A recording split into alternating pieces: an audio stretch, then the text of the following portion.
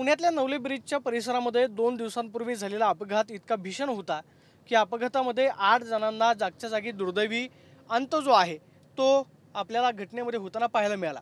सध्या आपण बेंगलोरवरून मुंबईच्या दिशेने जाणाऱ्या हायवेवरती प्रवास करतो आहोत। नक्की अपघाताचं कारण काय आहे? सांगितलं जातं की ज्यावेळेस आपण हा कात्रजचा नवीन बोगदा की जो बेंगलोर मुंबई महामार्गावरती आहे या बोगद्यामधून प्रवेश केल्यानंतर पुढे जो तीव्र उतार आपल्याला पाहायला मिळतो त्या तीव्र उतारावरती गाड्या ज्या आहेत त्या गाड्यांचं नियंत्रण सुटतं आणि त्यानंतर अपघाताचं प्रमाण जे आहे ते होताना आपल्याला पाहायला मिळतं। आपण पाहतोय की बोगद्यामधून इथून आपण प्रवास करतो आहोत। बोगद्यामधून पुढे गेल्यानंतर आपल्याला नवले ब्रिजच्या दिशेने जाताना तीव्र उतार जो आहे तो पाहायला मिळतो। काल झालेला अपघात इतका भीषण होता की अपघातामध्ये जागच्या जागी 8 जणांचा दुर्दैवी मृत्यू जो आहे तो झालेला पाहायला मिळाला, ज्याच्यामध्ये 5 पुरुष 3 महिलांचा समावेश होता आणि यामध्ये 3 वर्षाच्या चिमुकलीला सुद्धा आपला जीव जो आहे तो गमवावा लागला। या उतारावरून जाताना एक कंटेनर जो आहे तो कंटेनर पुढच्या गाडीला धडकला आणि सीएनजी गाडी असल्यामुळे सीएनजी गाडीचा स्फोट जो आहे तो होताना आपल्याला पाहायला मिळाला। आपण पाहतोय की हा बोगद्यामधून पुढे प्रवास करतो आहोत। बोगद्यामध्ये सुद्धा वाहनं जे आहेत आपण पाहतोय की भरधाव वेगाने प्रवास करतात, मात्र या वाहनांच्या स्पीडवरती नियंत्रण जे आहे ते असावं असं सातत्यानं सांगितलं जातं किंवा पुढे गेल्यानंतर आपल्याला जी स्पीड गन पाहायला मिळते तिची ठरवण्यात आलेली वेगमर्यादा, येणारी वाहनं आणि तीव्र उतार असल्यामुळं या सगळ्या परिसरामध्ये अपघात जो आहे तो होताना आपल्याला पाहायला मिळतो। आपण पाहतोय की पुढे आपल्याला हा बोगदा संपल्यानंतर उतार जो आहे तो पाहायला मिळतो आणि नक्की अपघाताचं कारण किंवा अपघात कशा पद्धतीनं होतात, अपघात जे आहे ते या सगळ्या परिसरामध्ये मोठ्या प्रमाणावरती होतात। नवले ब्रिजचा परिसर जो आहे तो डेथ स्पॉट म्हणून ओळखला जातो आणि या सगळ्या परिसरामध्ये अपघात इतके भीषण होतात की जागच्या जागी माणसाला आपला जीव गमवावा लागतो। आणि 2 दिवसांपूर्वीची घडलेली घटना ही सुद्धा अशीच होती की जवळपास 8 जणांचा दुर्दैवी मृत्यू जो आहे तो या अपघातामध्ये होताना आपल्याला पाहायला मिळाला। बोगदा क्रॉस केल्यानंतर आपण पाहतोय की बोगद्याच्या सुरुवातीलाच वाहनं जे आहेत ते आपल्याला पुढे जाताना पाहायला मिळतात की जिथून आपण नवले ब्रिजकडे जातो आणि तीव्र उतार जो आहे त्या परिसरामध्ये आहे।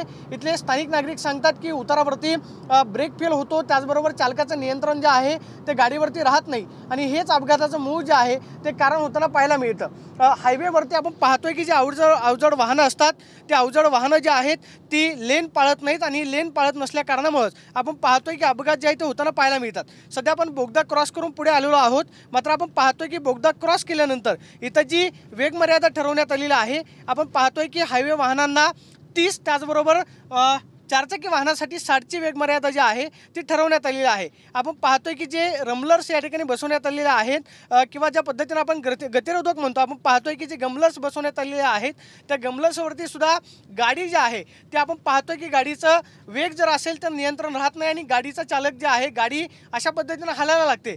पुढे आपण पाहतोय की नवले ब्रिजच्या दिशेने आपण प्रवास करतो आहोत। नवले ब्रिजच्या दिशेने जात असताना आपल्याला तीव्र उतार जो आहे तो पाहायला मिळतो। ठरवण्यात आलेली वेगमर्यादा जी आहे ती काही जण पाळत नाहीत आणि वेगमर्यादा पाळत नसल्या कारणामुळं तीव्र उताराला गाडी जी आहे ती चालकाच्या नियंत्रणामध्ये राहत नाही आणि आपण पाहतोय की अशा पद्धतीने या ठिकाणी बोर्ड जे आहे ते लावण्यात आलेले आहेत। आपण पाहतोय की बोर्ड लावलेले आहेत, आपल्या वाहनांचा ब्रेक तपासा आणि त्याचबरोबर 60ची वेगमर्यादा जी आहे ती ओलांडू नये अशा पद्धतीनं पोलिसांनी सुद्धा आपण पाहतो की या ठिकाणी बोर्ड जे आहे ते लावलेले आपल्याला पाहायला मिळत आहे। पुढे 100 मीटरवरती तपासणी नाका जो आहे तो आहे, अशा पद्धतीचा बोर्ड आपण पाहतो की या ठिकाणी आपल्याला पाहायला मिळतो। मात्र या ठिकाणी आपण जर पाहिलं तर 3 लेन बनवण्यात आलेले आहेत। 4 चाकी वाहनासाठीचे लेन आहे, अवजड वाहनासाठीचे लेन ठरवण्यात आलेले आहे आणि आपण पाहतोय की स्पीड लिमिट जे आहे ते 60 आहे, म्हणजे 60चं जर स्पीड लिमिट तुम्ही ओलांडलं तर मग मात्र तुमच्यावरती ऑनलाईन पद्धतीनं चलन जे आहे ते फाडलं जातं। त्याचबरोबर पोलिसांची दंडात्मक कारवाई जी आहे ती सुद्धा होताना पाहायला मिळते। आपण आता नवले ब्रिजच्या परिसरामध्ये आलेलो आहोत। स्वामीनारायण टेम्पलपासून आपण पाहतोय की पुढे जात असताना जे गमलर्स आहेत त्या गमलर्सपासून पुढे गेल्यावरती हा भीषण अपघात नक्की कसा झाला किंवा वाहनांची वेगमर्यादा आहे आपण पाहतोय की ही अवजड वाहनं जी आहेत अशा पद्धतीनं या ठिकाणी चेकपोस्ट नाका जो आहे तो आधी होता तो आता बंद करण्यात आलेला आहे असं स्थानिकांचं म्हणणं आहे। अवजड वाहनं जे आहे आपण पाहतोय की अवजड वाहनं या ठिकाणी थांबतात आणि त्यानंतर उताराला जात असताना अवजड वाहनं जे आहे ती पुढच्या 4 चाकीला धडकली आणि त्यानंतर त्या दिवशीचा भीषण अपघात जो आहे तो आपल्याला पाहायला मिळाला। सध्या आपण पाहतोय की ज्या नवले ब्रिजच्या दिशेने आपण जातो आहोत, आपण कात्रजचा नवीन बोगदा ते बेंगलोरच्या हायवेवरून जात असताना मुंबईच्या दिशेने जात असताना जो नवले ब्रिजच्या परिसरामध्ये उतार पाहायला मिळतो। आपण पाहतोय की या सगळ्या परिसरामध्ये हा उतार जो आहे तो या ठिकाणाहून सुरू होतो। स्वामीनारायण टेम्पलपासून ते नवले ब्रिजपर्यंत तीव्र उतार आहे।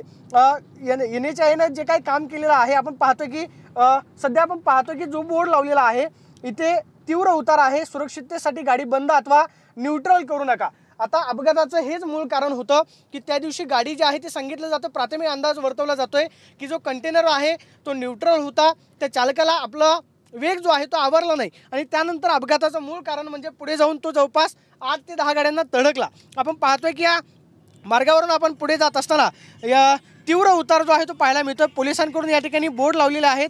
आपण पाहतोय की जांभूळवाडीपासून आंबेगाव असेल आणि पुढे नवलेकडे जात असताना हा तीव्र उतार जो आहे तो आपल्याला पाहायला मिळतोय आणि या तीव्र उतारामध्ये जो कंटेनर पुढच्या चारचाकीला धडकलेला होता, ती चारचाकी गाडी जी आहे CNGची होती आणि CNGची गाडी असल्या कारणामुळे त्या टाकीचा जो आहे तो स्फोट झाला, अशा पद्धतीचं कारण जे आहे ते सांगितलं जातंय। मात्र आपण पाहतोय की पुढे गेल्यानंतर आपल्याला जो तीव्र उतार पाहायला मिळतोय, या तीव्र उतारामध्ये गाड्या ज्या आहेत त्या अनकंट्रोल होतात, न्यूट्रल होतात आणि पुढे जाऊन आपण पाहतोय की ज्या गाड्यांना गाडी थडकली जाते त्यानंतर मात्र हे अपघाताचं मूळ कारण जे आहे ते आपल्याला पाहायला मिळतं। NHAI या ठिकाणी हेल्पलाईन नंबर जो आहे तो दिलेला आहे। या सगळ्या परिसरामध्ये नक्की अपघात का होतात किंवा अपघाताचं नक्की कारण काय, आपण पाहतोय की पुढे मुंबईच्या दिशेने जात असताना कात्रजवरून पुढे पुणे शहरामध्ये जाणारी असतील किंवा बेंगलोरवरून थेट मुंबईच्या दिशेने जाणारी वाहनं जी आहेत ती मोठ्या प्रमाणावरती आहेत। रस्त्यांवरती वाहनांची संख्या मोठ्या प्रमाणावरती वाढलेली आहे, अवजड वाहनं मोठ्या प्रमाणावरती आहेत। गमलर सांगितले जातात किंवा जी स्पीड गन जी आहे ती ठेवली जाते, ज्या स्पीड गनच्या माध्यमातून वाहनांवरती कारवाई करता येते। आपण पाहतो की पुढे मुंबई असेल, हिंजवडी, त्याचबरोबर पुण्याच्या दिशेने जाणारी वाहनं जी आहे ती सगळी वाहनं याच परिसरामध्ये जातात, त्यामुळं हायवेवरती सुद्धा वाहनांची संख्या मोठी असते। अनेक वेळा आपल्याला पाहतोय की शनिवारी त्याचबरोबर रविवारी इकडे पुढे खेड शिवापूर टोल नाक्यापर्यंत वाहनांची मोठीच रांग जी आहे ती लागलेली आपल्याला पाहायला मिळते। त्याचे कारण म्हणजे वाहनांची संख्या मोठ्या प्रमाणावरती वाढलेली आहे, वाहतूक कोंडी मोठ्या प्रमाणावरती होताना पाहायला मिळते आणि त्याचा फटका म्हणून आपण पाहतोय की वाहतूक कोंडीचा त्रास जो आहे तासनतास वाहनधारकांना या ठिकाणी अडकून पडावं लागतं। मात्र बेंगलोरवरून आपण पाहतोय की निघाल्यानंतर ज्यावेळेस आपण खेड शिवापूर टोल नाका क्रॉस करतो आणि पुढे इकडे पुण्याच्या दिशेने यायला लागतो, आपण पाहतोय की हा तो सगळा परिसर आहे की जिथून तीव्र उतार जो आहे तो व्हायला सुरुवात होते। हा वरती स्वामीनारायण टेम्पल आपल्याला पाहायला मिळतंय। स्वामीनारायण टेम्पल पासून आपण खाली जात असताना आपण पाहतो की 60चं इथं सुद्धा बोर्ड लावलेला आहे की 60ची वेगमर्यादा आहे। लेनमधून आपण गाड्या चालवा, पहिली लेन, दुसरी लेन आणि तिसरी लेन। आपण पाहतो की या ठिकाणी स्पीड गन ज्या आहेत त्या आपल्याला स्पीड गन त्याचबरोबर कॅमेरे जे आहेत ते लावलेले पाहायला मिळतात। आपण पाहतो की या ठिकाणी स्पीड दाखवतोय 43, 46, म्हणजे आपल्या गाडीचा स्पीड किती आहे। जर 60ची वेगमर्यादा ओलांडली तर मग मात्र आपल्या गाडीवरती जे आहे ते ऑनलाईन पद्धतीने कारवाई होते। आपण पाहतो की या ठिकाणी बोर्ड आहेत, अपघाती क्षेत्र आहे, वाहनं हळू चालवा, त्याचबरोबर वेगमर्यादा जी आखून देण्यात आलेली आहे त्या वेगमर्यादेमध्ये काम करा। आपण पाहतो की जे सर्व्हिस रोड आहेत त्या सर्व्हिस रोडनं सुद्धा वाहनं जी आहेत ती भरधाव पद्धतीने येतात आणि ती सर्व्हिस रोडची वाहनं सुद्धा कधी कधी अपघाताचं कारण ठरतात।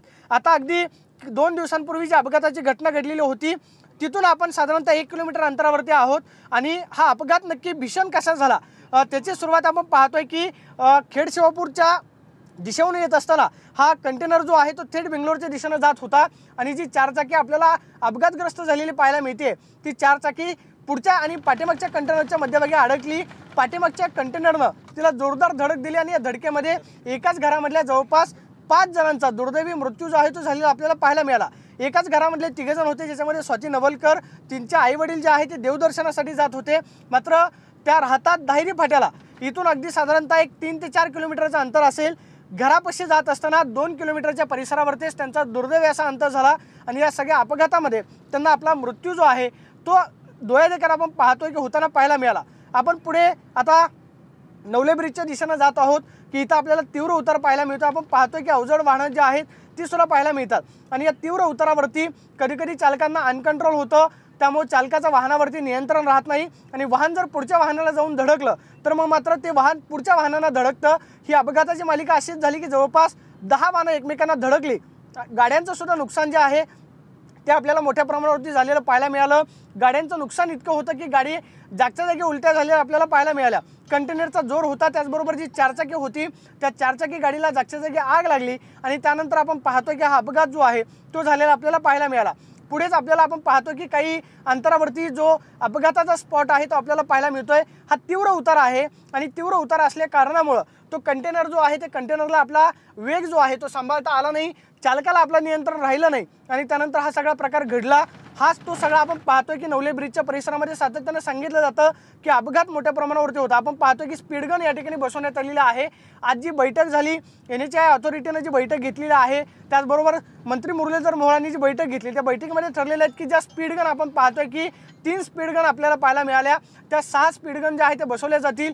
खेड शिवापूर टोल नाक्यावरती चेकपोस्ट जे आहे उभारलं जाईल। जे अवजड वाहनं येतात त्या अवजड वाहनांचं वेट किती आहे त्याची चौकशी केली जाईल। त्याचबरोबर त्याचा ब्रेक नीट आहे का, टेक्निकली गाडी व्यवस्थित आहे का हे तपासलं जाईल आणि त्यानंतरच गाडी जी आहे ते पुढे खेड शिवापूरवरून वारजेच्या दिशेने सोडली जाईल। मात्र सध्या आपण पाहतोय की काल ज्या परिसरामध्ये अपघात झाला इथून अगदी साधारणतः 200 मीटरचा हा सगळा परिसर आहे की या सगळ्या परिसरामध्ये अपघात जो आहे तो झालेला आपल्याला पाहायला मिळाला।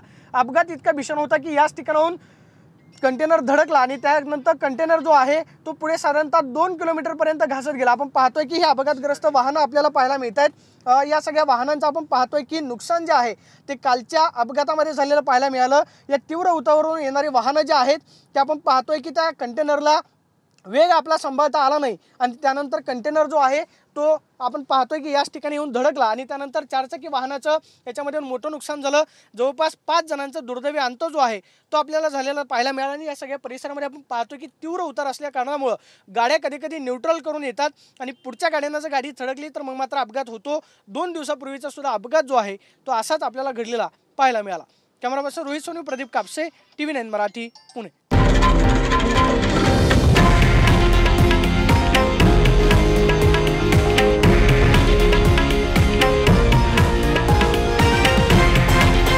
हे आहे देशातील नंबर 1 न्यूज नेटवर्क आणि आपण पाहत आहात TV9 मराठी, एकमेव।